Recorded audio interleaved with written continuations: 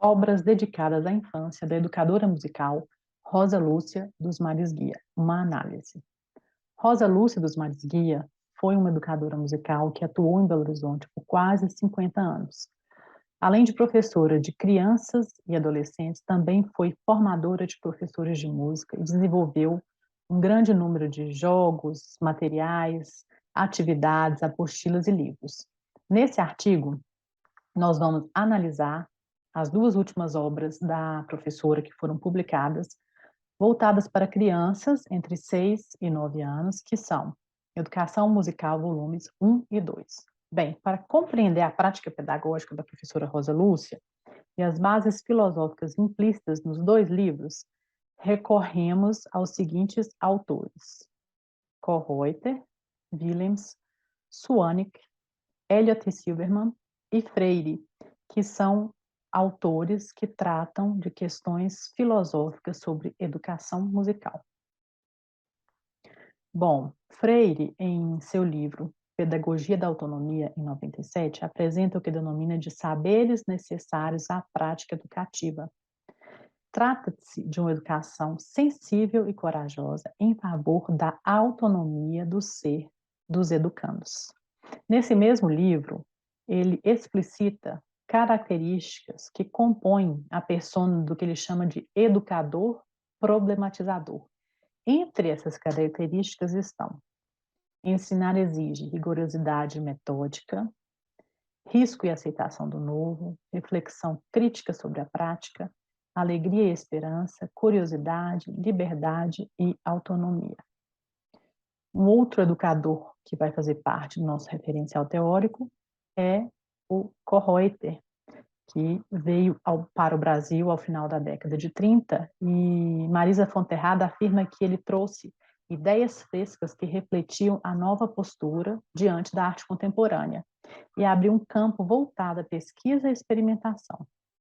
O educador teve a intenção de renovar o ensino de música no Brasil, trazendo uma visão moderna de educação no sentido mais amplo, pois tinha convicção que já era o momento de o academismo vazio e frutífero ceder lugar ao universalismo da orientação cultural, à liberdade de opiniões e de crítica e a um indomável desejo de conquistar, aprender, estudar e investigar o ensino artístico. Para a educação musical, ele traz o conceito de ensino prefigurativo, o foco na criatividade e improvisação e o questionamento dos professores para que eles possam sempre atuar como desequilibradores, no sentido de instigarem seus alunos numa postura crítica e questionadora dentro do aprendizado. Bom, temos também Suanek fazendo parte deste referencial teórico, que traz um modelo de educação musical, onde o professor precisa envolver o aluno numa prática direta com a música. E para ele isso ocorre em 3 situações muito específicas: composição, apreciação e performance. Suanek também traz um questionamento que não deve perder de vista nenhum professor consciente da sua prática, que é: o modelo específico de ensino não é tão importante quanto nossa percepção do que a música é ou do que ela faz.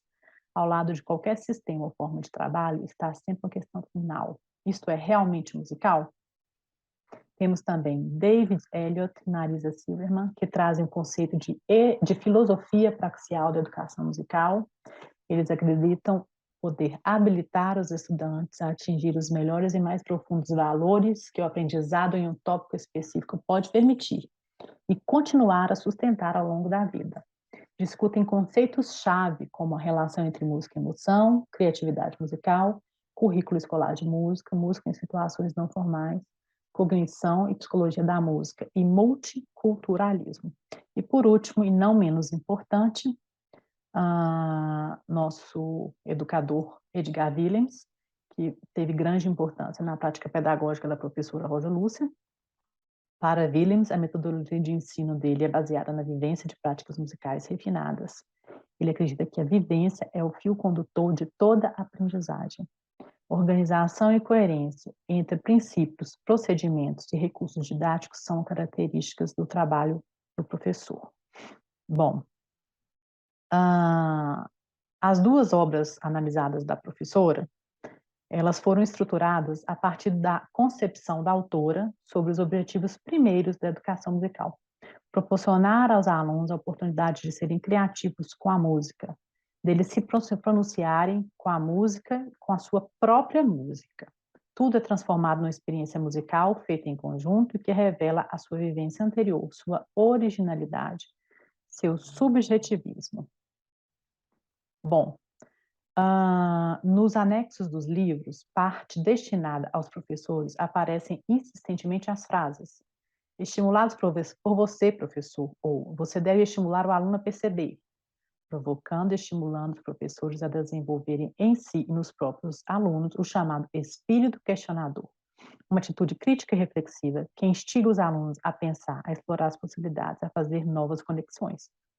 Tudo isso vai ao encontro das ideias de Kohreuter, quando ele traz o conceito de ensino pré-figurativo, que são um conjunto de princípios pedagógicos, filosóficos e estéticos que têm como finalidade estimular a reflexão e vivência de elementos envolvidos em diferentes contextos de educação musical. Bom, nos 2 volumes dessas obras, há uma seção intitulada Música para Brincar, que apresenta, como o nome já sugere, além de jogos musicais, outras atividades que colocam o aluno diante de situações experimentais, como, por exemplo, uma pesquisa sonora e improvisação com folhas de jornal. O objetivo dessa atividade é levar o aluno a explorar as sonoridades de objetos teoricamente não musicais, até que ele próprio descubra as possibilidades sonoras desse objeto e, com autonomia, as associe com conceitos musicais já trabalhados. Essa abordagem pode ser amparada por Freire, que acredita que quanto mais criticamente se exerce a capacidade de aprender, tanto mais se constrói e desenvolve o que ele chama de curiosidade epistemológica, sem a qual não alcançamos o conhecimento cabal do objeto. A intenção de transformar em música sonoridades de objetos, a princípio não musicais, está também em conformidade com o pensamento de Swank, que afirma que um professor de música competente possui um forte senso de intenção musical relacionado com propósitos educacionais. As técnicas são usadas para fins musicais. Na concepção de Rosa Lúcia, a educação musical deve estar voltada para processos criativos na medida que esse enfoque possibilita manifestação do potencial criativo e expressivo da criança, a vivência da música por meio de canais sensoriais, a gradativa absorção e compreensão da linguagem musical e o desenvolvimento da capacidade de se comunicar e de se expressar por meio da música. De acordo com Eliot e Silverman, a compreensão musical promove a criatividade na medida em que, ao compor, arranjar, improvisar, executar e reger, o músico gera e seleciona ideias musicais. As atividades propostas nos livros buscam nutrir a originalidade e criatividade dos alunos. No que a autora chama de expectativa de aprendizagem de cada capítulo, é constante a preocupação com a improvisação e criação como resultados do processo de aprendizagem. No volume 1, podemos enumerar montanhas de barbante, nuvens de sons, que são atividades que podem exemplificar a preocupação com a improvisação e a criação. Bom, da influência do professor Kohreuter sobre suas concepções pedagógicas, uma questão fundamental norteia a prática de Rosa Lúcia. A função do professor é ensinar o aluno a relacionar, estabelecer relações não só musicais, mas com tudo que gira em torno dele. Para que essa estratégia aconteça na prática, a ênfase nas relações e em processos não lineares foi dada pela educadora a partir de uma abordagem que faz com que o aluno relacione o aprendizado musical com outras vivências fora da escola de música.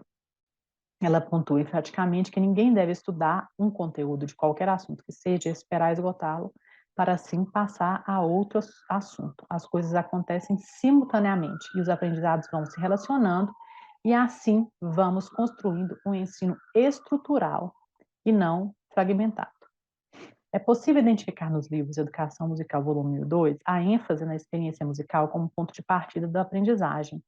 Esse material é um recorte muito bem estruturado das convicções pedagógicas da professora, pois ele apresenta uma abordagem da educação musical fundamentadas em jogos, brincadeiras e vivências. Willems partilha dessa ideia e explicita que esta questão, em sua obra, mostrando como vivenciar os elementos musicais e desenvolver a sensorialidade auditiva, o que cria um percurso de ensino-aprendizagem que parte dos sentidos para chegar finalmente ao conceito, ou seja, à dimensão racional do aprendizado. Os jogos musicais contidos na seção Música para Brincar, como o Jogo da Montanha-Russa, o Adoleta e Cânones de Movimento, são exemplos desse processo utilizado por Rosa Lúcia, que enfatiza a vivência dos elementos musicais antes que sejam conceituados racionalmente pelos alunos.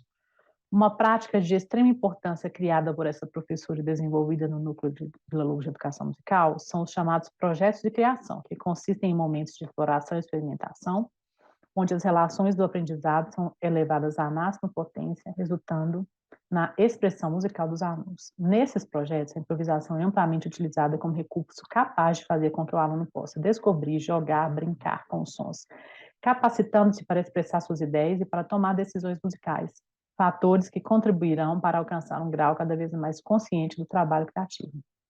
Em situações educacionais como essa proposta pelos projetos de criação, Elliot e Silverman afirmam que os alunos se sentem como criadores musicais expressivos, engajados em resolver problemas musicais, resultando numa produção musicalmente significativa e relevante que proporciona o desenvolvimento da compreensão musical. No material analisado, são vários os momentos voltados a atividades com caráter dos projetos de criação, que sugerem improvisações e criações musicais coletivas a partir do material musical trabalhado com os alunos, como a sonorização, o Raul e o Luar, a improvisação vocal chiclete com pipoca e a improvisação A Tempestade. Conclusões e considerações finais. Bem, a prática pedagógica proposta pela professora no material analisado vai ao encontro das ideias dos autores estudados. Diante disso, foi possível identificar as seguintes convergências: o aluno como centro do processo de ensino-aprendizagem, ênfase nos processos criativos e não lineares, valorização das vivências musicais e sensoriais anteriores aos conceitos, integração das experiências musicais de criação, apreciação musical e performance, e incentivo ao alargamento do olhar crítico e da autonomia musical dos alunos. Também ressaltamos a importância de disponibilizar a obra e prática pedagógica da professora Rosa Lúcia a outros estudantes e professores de educação musical e a importância de se estudar uma educadora musical de Belo Horizonte. Segue-se agora a bibliografia.